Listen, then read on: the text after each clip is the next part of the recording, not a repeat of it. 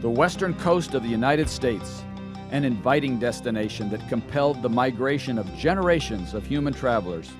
They came here for the mild climate and scenic beauty, for the mountains and the seashore, for the opportunity to live a rich and fulfilling life. But there's more. You see, the geology and topography of Earth have provided reasons for the movement of populations. Geologic history is a control on human history.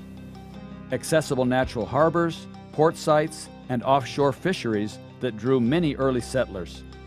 Rich topsoil trapped over millennia in the deep basins encouraged agricultural activity, and the warming below the surface of decaying vegetation and organic materials over millions of years created great subterranean reservoirs of oil. We are also a daring species. We build and rebuild with little regard for the shifting earth beneath our feet, creating marvelous structures that give us the illusion of permanence, yet we tend to ignore the historical and scientific evidence that this is earthquake country.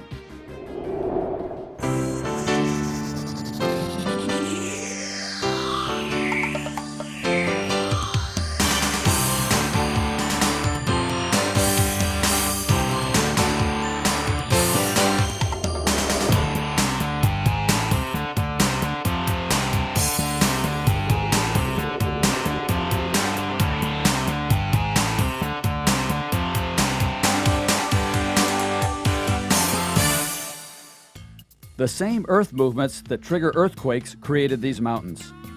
The rupture along a fault during a single earthquake does not form much topography, but a broader geologic view reveals that thousands of earthquakes over millions of years uplifted mountains and downdropped basins and gave Los Angeles its distinctive topography. For example, when we view all of California and Baja California, we see that the transverse ranges of Los Angeles have an east-west orientation. But all of the other topographic features have a north-south orientation. The Sierra Nevada, the Great Valley, the Coast Ranges, the Peninsula Ranges, the Gulf of California. Probably no one better understands the plate tectonic history of North America than Dr. Tanya Atwater. She can give us a good understanding of how the tectonic plates have moved and interacted over geologic time to form the topography of Los Angeles. If we could come back 20 million years ago and check out this part of the rim of the continent, we'd see that there were no transverse ranges, no islands, no Los Angeles basin. All those features were formed during the great shattering and shifting of the rim of the continent as the San Andreas Fault was formed.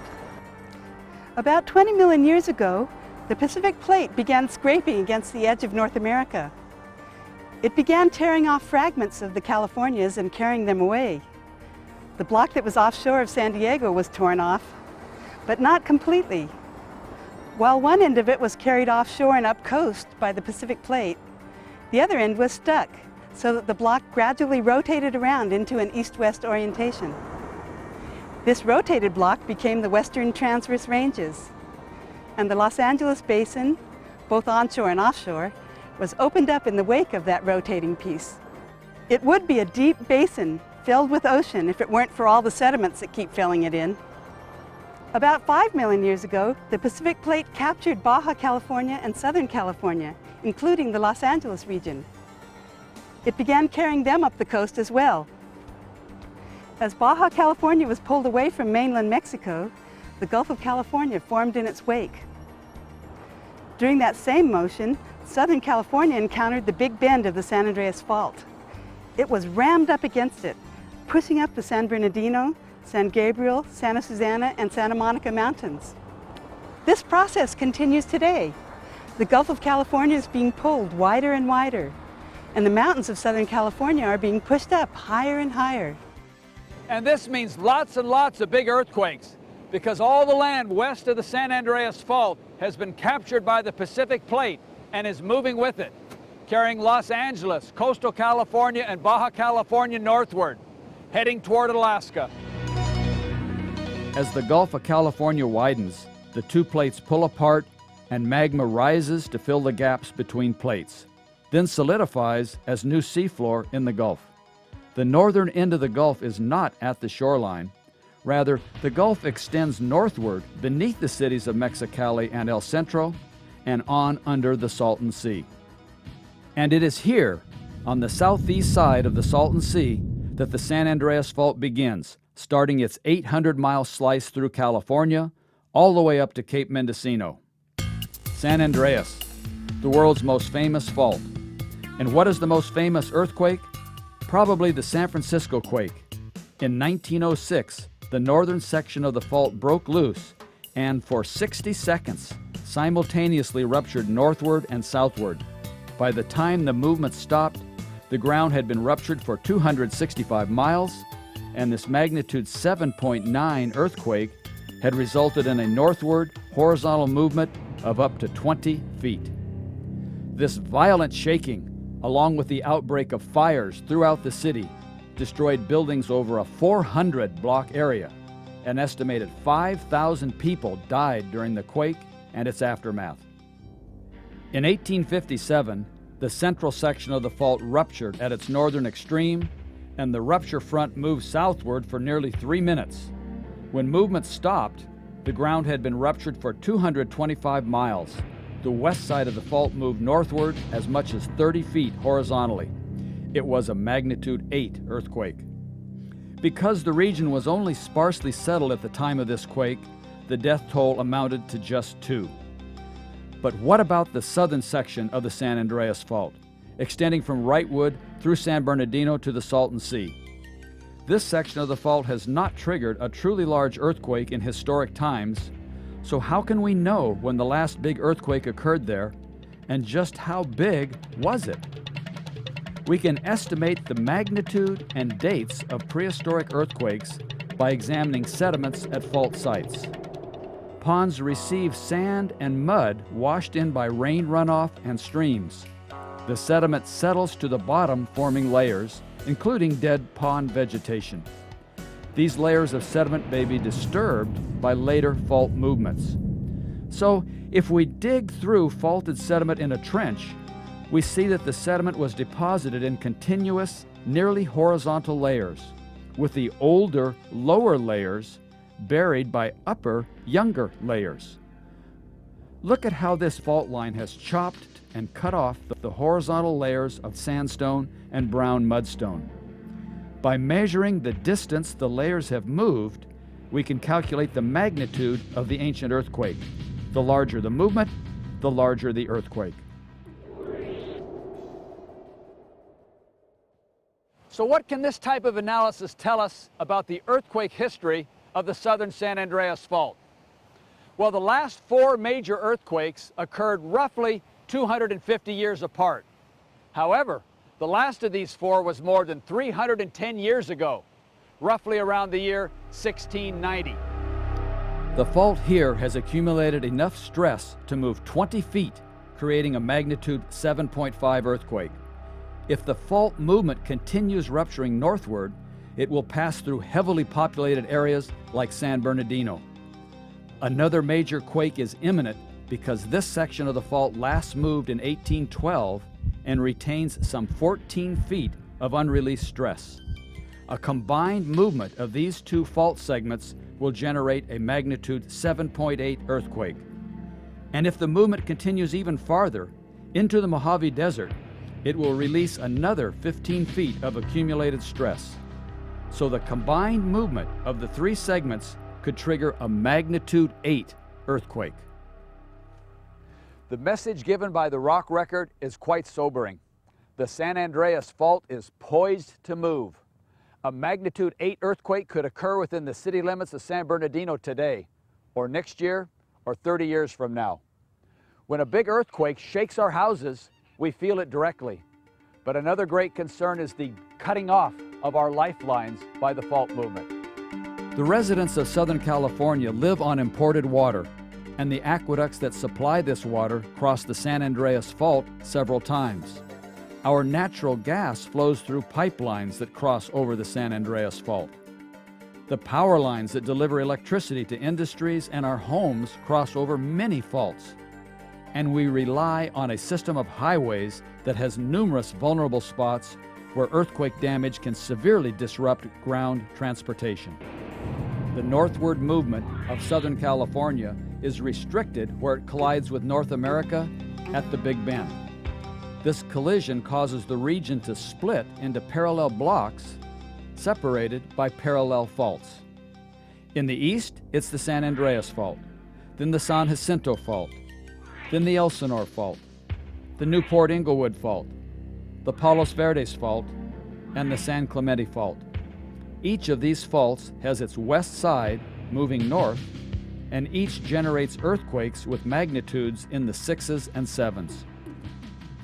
Now let's look at the north-south faults cutting through the Los Angeles region.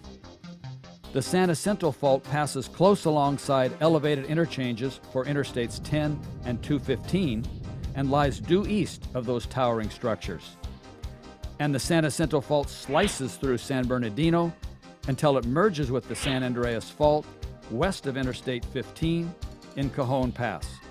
The Elsinore Fault features a pronounced cliff west of the cities of Temecula, Murrieta, and Lake Elsinore. At any time, this fault could generate a magnitude 7 earthquake. Note also that Lake Elsinore is shaped like a rectangle. The lake basin is the product of two faults in the Elsinore zone. Observe how the area between the two faults stretches and pulls apart by fault movements. The land drops into a natural basin and fills with water to become Lake Elsinore.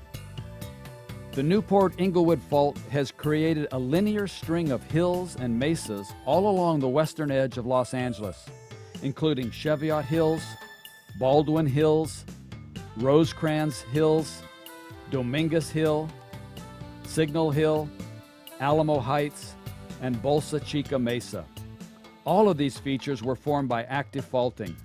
Think of each hill as a miniature example of the forces that created the mountains at the Big Bend of the San Andreas Fault. Look at how the area between the faults is pushed together by the fault movements. Compression at a fault bend squeezes the land upward, forming features like Signal Hill.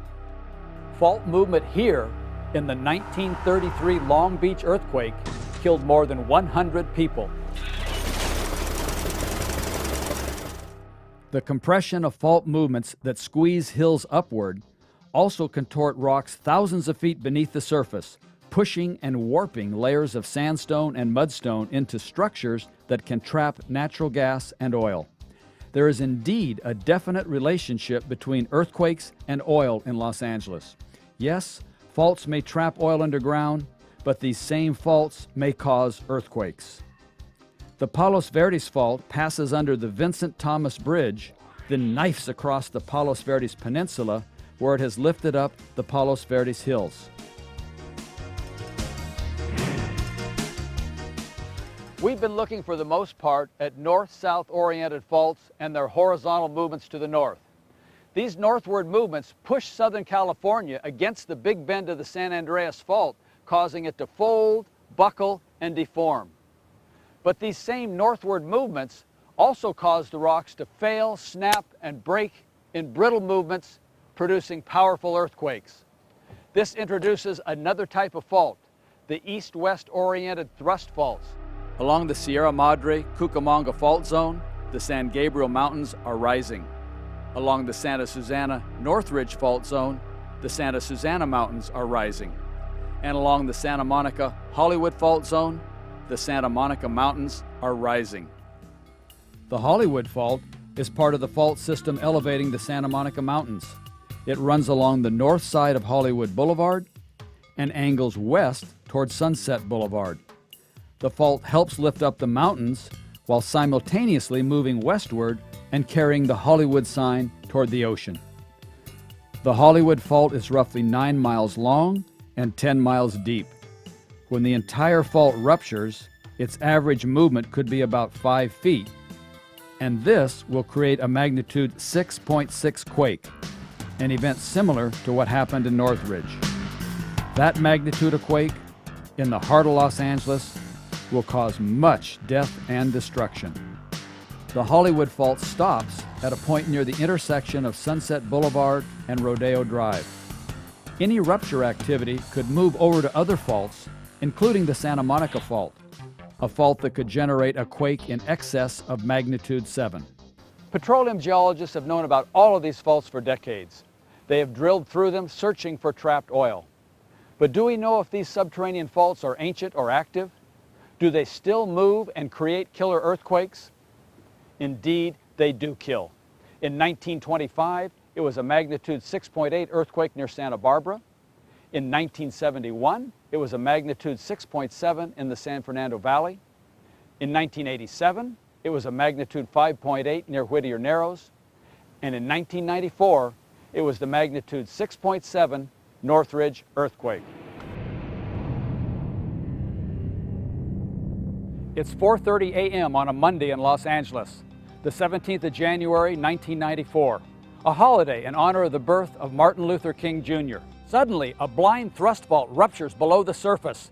The fault pushes upward 11 feet to the north in a magnitude 6.7 earthquake. San Fernando Valley isn't just shaken, it's both uplifted and shaken. Buildings fail, parking garages collapse, bridges buckle, brick buildings become rubble, hillsides slide, gas lines rupture, fires break out, water pipes break, electricity distribution is disrupted. Construction codes to ensure structural integrity of buildings during ground motion are insufficient in many areas. Damages will exceed $20 billion, 9,000 people will be injured, 57 will die. A sobering event, but had the earthquake happened during working hours, when schools, stores, and offices were occupied, the death toll would have been much higher. This magnitude 6.7 earthquake occurred next to the magnitude 6.6 San Fernando earthquake in 1971. Both were thrust fault movements. It is probable that more thrust fault movements will occur in your lifetime.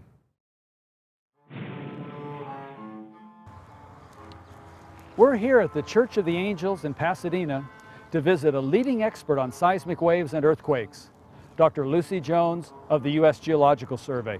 She also is an expert on sound waves.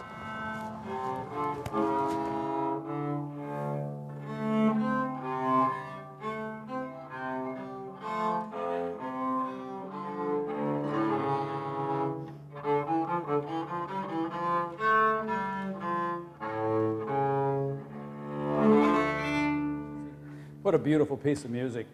What are you playing? This is a small study piece for viola da gamba. It's a Renaissance string instrument that I play. As funny as it might seem, what I'm doing here in playing this instrument is a lot like the process in creating an earthquake. I take some string, put it against another string, and have a frictional resistance. I'm pushing down, it's sticking. When I push hard enough, I overcome the friction, and I slide along and release energy that makes the air vibrate. It's a lot like what goes on in an earthquake. You need to have the friction between the strings. If I went and put the wood side down, I don't do as good a job of creating that frequencies, creating that energy as I do when I have a lot of friction. We even add rosin to the bow to make it stick even more and do a better job of generating the waves, generating the sound. There's other things that we can look at that really look the same between this instrument and what goes on in an earthquake. For one thing, notice I'm producing a pitch. Well, that pitch means that I've got a certain frequency to the wave. And if I have a lower pitch, I have a slower frequency than I do on the high pitch, where I've got a higher frequency. Earthquakes produce a wide range of frequencies as well. What controls the frequency that I'm putting out? Well, if I have a longer string, I get a lower frequency than if I have a shorter string. So the length of the fault controls some of what the frequencies are that are released. If I have one type of material in steel, I get a different material, a different frequency than with the gut material. So the material of the string helps control the frequency as well. Same thing goes on in the earth. A fault rupture measuring the length of a football field will yield a magnitude 4 earthquake and high-frequency seismic waves. A 60-mile-long fault rupture will produce a magnitude 7 quake with lots of high-frequency seismic waves, but also lots of low-frequency seismic waves. Seismic waves have different frequencies, And buildings also have different frequencies. Tall buildings swing wide and long in low-frequency vibrations. Short buildings shake at a rapid rate as they vibrate at high frequency. The fact is that seismic waves are modified, actually distorted, by the rocks they pass through. When seismic waves pass from harder into softer rocks, they slow down. This slowing means they must increase their amplitude to transport the same amount of energy. During earthquakes, the shaking tends to be stronger where seismic waves move slower, but with greater amplitude. Some of the down-warped basins in the Los Angeles region are more than 4 miles deep. Over time, the basins have filled with sand and mud washed into them by streams. Here is an image of the Los Angeles region with the hard rocks shown in a dark brown color and the soft rocks shown in yellow. Remember, the softer rocks will shake more during a big earthquake. Here the imagery depicts variations in the amplification of shaking throughout the Los Angeles region. The purple areas experience the least amplification of shaking, and the yellow areas have the greatest amplification. The point is, shaking is greatly amplified in soft rocks, and shaking is amplified the greatest where the softer rocks are the thickest. Notice the athletes playing basketball, the golfers taking their shots on a putting green, and the couple enjoying a peaceful walk in the park. Then, suddenly, a magnitude 8 earthquake breaks loose, and the ground shakes violently for 90 seconds. Out here, in the open, how dangerous is it for you? Get this, in an open area like a park, there is no danger. That brings up a significant point. Earthquakes don't kill, buildings do. Yes, it is our own human-built structures that fall apart and kill us. The question is, what can you do now to prevent losses before the next big earthquake sends powerful seismic waves chasing after you? We're here at a residential construction site because this is where America lives, in houses. And if you live in an earthquake-prone area like Los Angeles, you want to make sure that the builder is providing earthquake safety for your family. Well, how can you tell? Interior walls not only provide the separate spaces for us to live in, they also add shear strength to a house, the ability to stand up to earthquakes. Walls connect roof to floor, they connect exterior wall to exterior wall, they add strength to a house. What can you do to make older houses stronger? This model is a basic demonstration of a house with strong walls and strong roof that creates a protective shell for living and working. But how will this protective shell react when shaken by seismic waves? For instance, a Rayleigh wave. As Rayleigh waves travel in backward rotating circles, they cause the ground to accelerate through a vertical lift, a horizontal push, a vertical drop, and a horizontal push in the opposite direction. This simple building can easily handle the vertical lift and drop, but how well will it stand up to horizontal accelerations? Can it take a sideways push? Seems our house just collapsed. How can we make this building stronger? First, we can add cross bracing. We add cross braces to tie the wall and roof more strongly together. Then we'll securely bolt the cross braces to the walls and to the roof.